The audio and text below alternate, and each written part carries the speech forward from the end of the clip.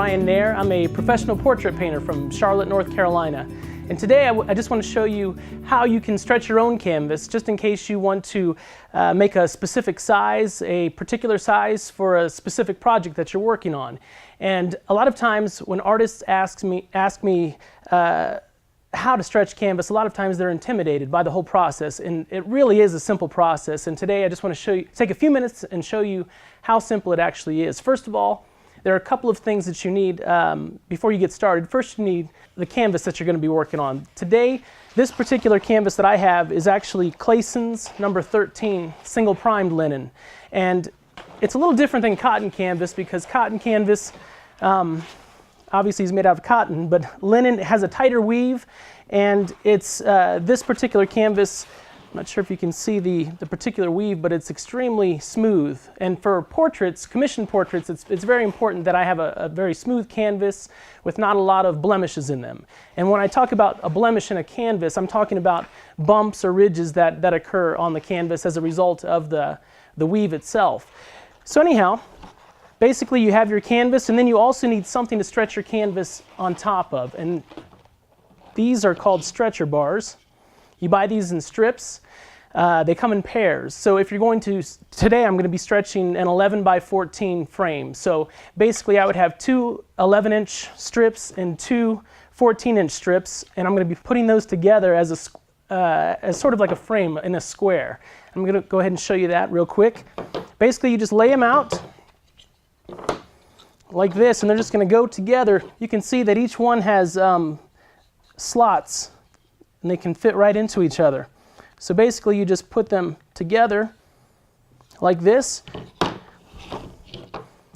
you put I'm going to put the two longer ends, the equal sides, opposite of each other, and then do the same with the other two.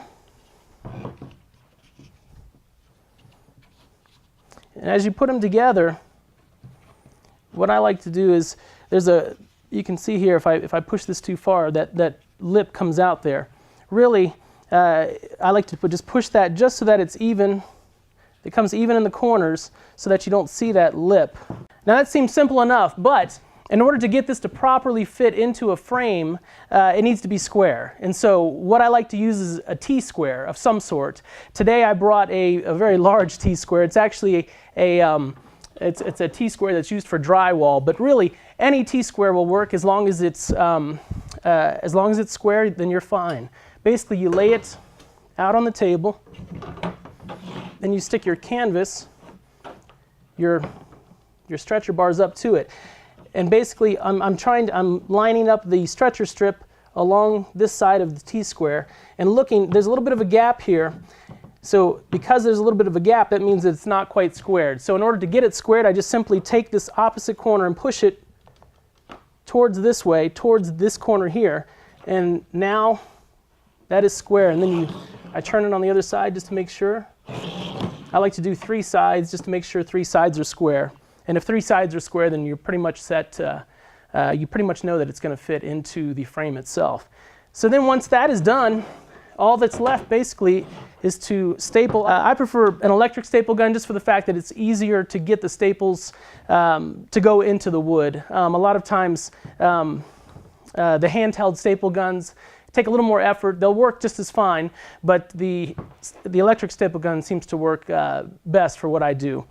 And basically now that we have everything squared, all I want to do is I want to take and put a couple of staples in each of these corners just to make sure that it stays square so that I don't have to worry about that later when I'm stretching canvas. So we'll go ahead and do that.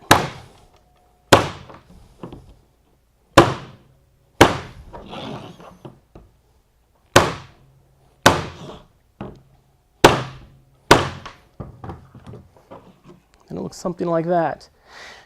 That's all there is to it. Now that we know that this is square, all we have to do is take our linen, which I showed you earlier, and lay that out. I like to put it down just to see how big I need the linen to actually be. I'll lay the stretcher bars on top, and I'm going to leave about 1.5 inches to 2 inches on the sides here as far as coming out from the the stretcher bars just to allow enough room so when I actually do stretch this that I have enough room, enough canvas to fold over the back of the stretcher bar itself. So let me go ahead and trim this off just a little bit because I don't need all of this. This is just a simple a box cutter. And I'm just going to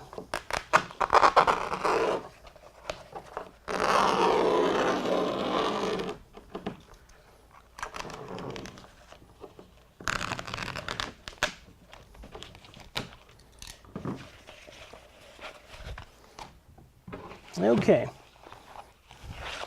Once you do that, now I have a piece of linen that should fit nicely over the top of this stretcher bar. So I'm going to flip this upside down, flip the linen upside down, because when I actually fold the linen over, I'm going to be folding it this way so that you're actually going to be painting on this side of the surface. And when you fold it, you just kind of make sure it's in the center. You'll notice if you look closely, there's a particular weave to this linen and to any canvas really. It'll go either horizontally or vertically. And in this case, I just like to try to take the weave and try to see if I can sort of line up the weave to go parallel with the stretcher bar itself. That way it's not going to be too crooked.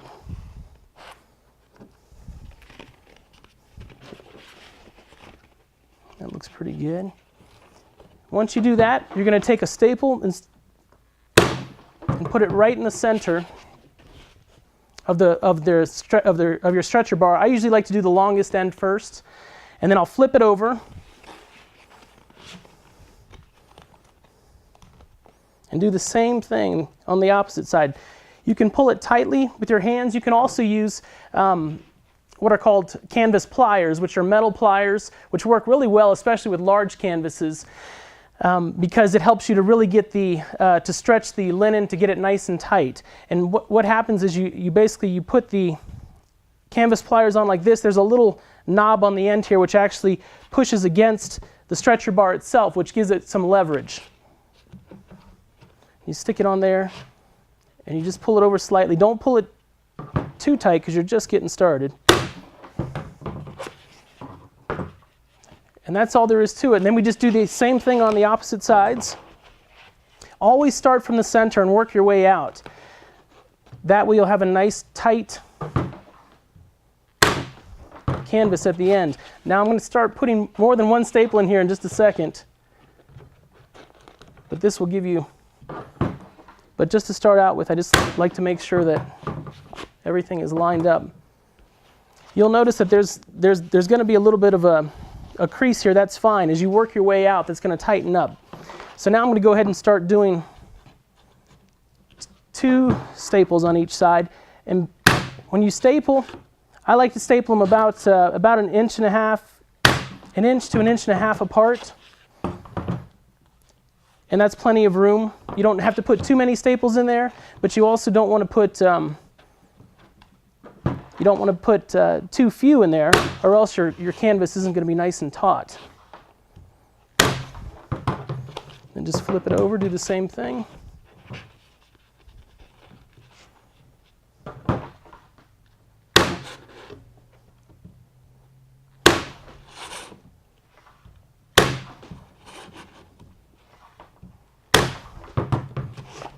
Same thing on the opposite sides.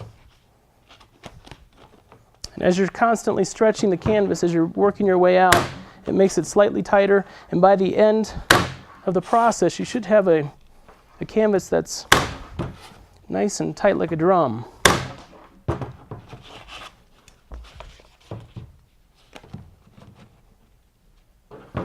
One of the good things about stretching your own canvas is that, first of all, you get to pick whichever size you'd like to stretch it. You're not limited to a standard size. If you have an odd size that you'd like to stretch, you can do that.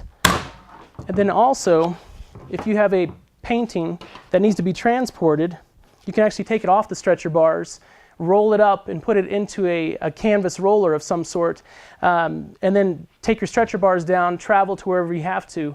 And when you get there, you can reassemble everything, which is nice. It's another benefit of knowing how to stretch canvas as well.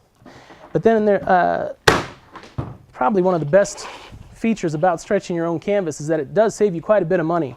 What I like to do is I like to buy canvas in rolls, large rolls, and this particular canvas, Clayson's number 13, single prime canvas, I buy this in 54-inch rolls, and you can buy them in larger quantities and larger rolls as well, but by buying them in a large roll, you can cut out whatever size you'd like, and you're buying in bulk, so you're saving some money there as well, which is nice. Okay, once we get to the end of the rows here, we've pretty much got them. It should look something like this, where you have enough room to do another staple, but I usually wait to do this last staple near the end, because what we're going to do is we're going to fold the corners. So to fold the corner, it's very simple. I just take one side like this, do this. I basically stick a finger in there and then pull it straight down so that you're left with something that looks like this. Once you do that, I just staple. I like to staple the end there just so it stays, and then turn it over and do the same thing on all four sides.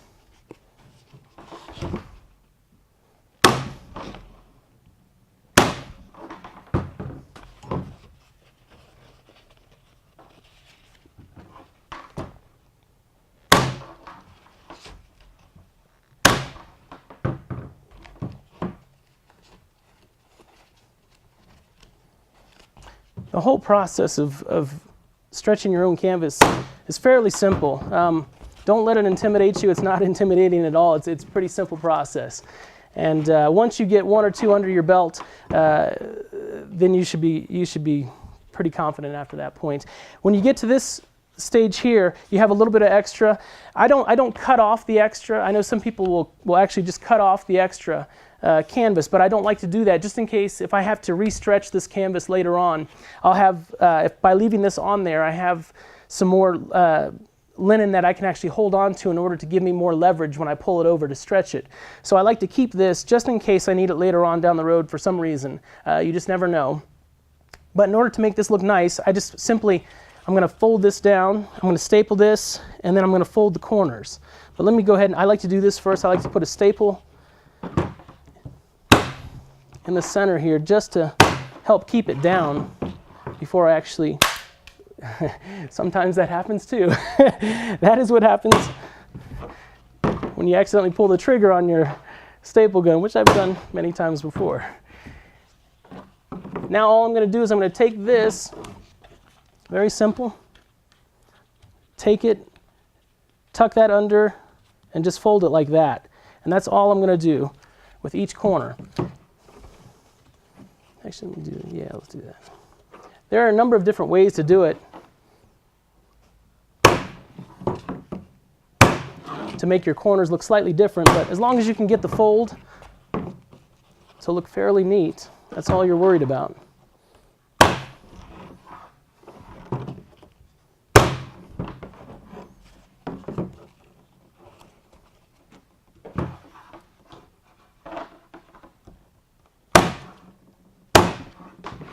And I'll do the last fold here.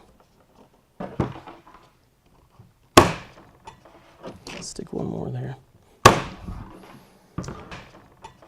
As I'm working on a commissioned portrait, I know a lot of times I'm pushing on the canvas itself. I'm painting on it. As you're painting and pushing with your fingers and moving paint around, over time, the linen or the canvas will eventually start to loosen up. And because of that, I want it back to a tighter stage, back to where when I push down, I'm not going to feel the stretcher bars behind it. And so in order to get it tight again, you can do a couple of different things. A temporary thing that I sometimes do is spray water, take a spray bottle with some water, and I'll just spray the back of the canvas itself. And I'll spray down into the grooves here as well. And I'll take like a washcloth or a paper towel and try to even that water out. And as you do that, you'll notice very quickly, within a minute or so, that your canvas becomes extremely tight, very tight. You can almost play a song on it, it's so tight. And that's fine, it works well for a little while, but it's not a permanent hold. If you're looking for a more permanent hold to keep your canvas tight, what I would recommend are what they call canvas keys. And those are simply keys that look like this. These are actually the two different sizes. This is a heavy duty stretcher bar size, and this is a standard stretcher bar size. And basically, what you do is you take these keys and you stick them in these. They have little slots. I don't know if you can see those. There's little slots underneath here. Those are the same slots that we assembled the stretcher bars with. And basically, you just stick these canvas keys right in here, and as you put them in there, I'd stick one back here first. There's two different slots. Let's see if I can get this one out. I would stick this one in the back slot first. Make sure that the flat end goes against the stretcher bar. Now I'm not going to stick this all the way in, but basically I would stick it in there. I would stick a piece of foam board or a piece of cardboard behind this and take like a rubber mallet or some sort of a rubber hammer and gently tap it in there. The reason I put the foam board or the cardboard behind it is so that you don't accidentally pierce the canvas itself. It's to protect the back of your canvas. So basically I would tap this in this way, and then I would take another one and stick it this way, and then tap that down there just a little bit, and then I'd go in the opposite corner and do the same thing, and you do that with all four corners, just gently applying the same amount of pressure on each of the four corners until it starts to tighten up just to the amount of tightness that you need. Don't over tighten it, because you can actually overstretch the canvas, which you don't want to do, but it doesn't take a whole lot to tighten these canvases up with these keys. But these keys are great, and once you do that, just leave them in there. Even after you frame it, you just keep it in there, and they stay in there. They can be adjusted a little bit later on if they need to be, but they stay in there from then on out. Also, one other thing I wanted to mention, a lot of times if I'm doing a portrait, if I'm painting on a portrait that's larger than a 16 by 20, I like to use what are called heavy-duty stretcher bars. Same principle, except these are a lot thicker. And basically, these are actually Frederick's heavy-duty stretcher bars. And you can see that the lip comes up much higher on these, and they're a lot wider. It's to compensate for the larger canvases, so you don't get a sag, or you don't get any warping that takes place in your painting, because a lot of times if you have a large canvas, say, let's pretend that this was like a 30 by 40. A large canvas, especially on the longer sides, are going to tend to warp, and this will start to dip in. You get a lot of warping that happens, and you don't want that to happen, especially if you're going to be delivering this to a client who's going to be hanging this on their wall for years to come. You want to give them the best materials possible, and the heavy-duty stretcher bars are fantastic. They go together the same way. Let me move this one.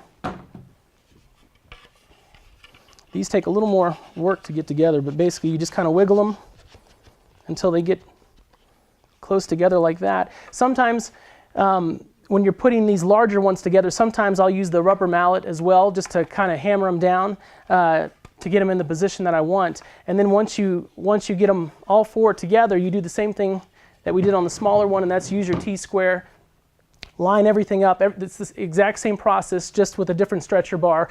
And with the larger heavy-duty stretcher bars, I would highly recommend using the canvas pliers, because you can use just your hands, which I've done before, but by the end of the session your hands will be cramping and you won't get as tight of a canvas that you're looking for. So I would definitely recommend the canvas pliers, and the metal ones work great. So anyhow, I just wanted to share those thoughts with you today about stretching canvas, and I hope that it inspires you to stretch your own canvas the next time you want to work on your next masterpiece. Thank you.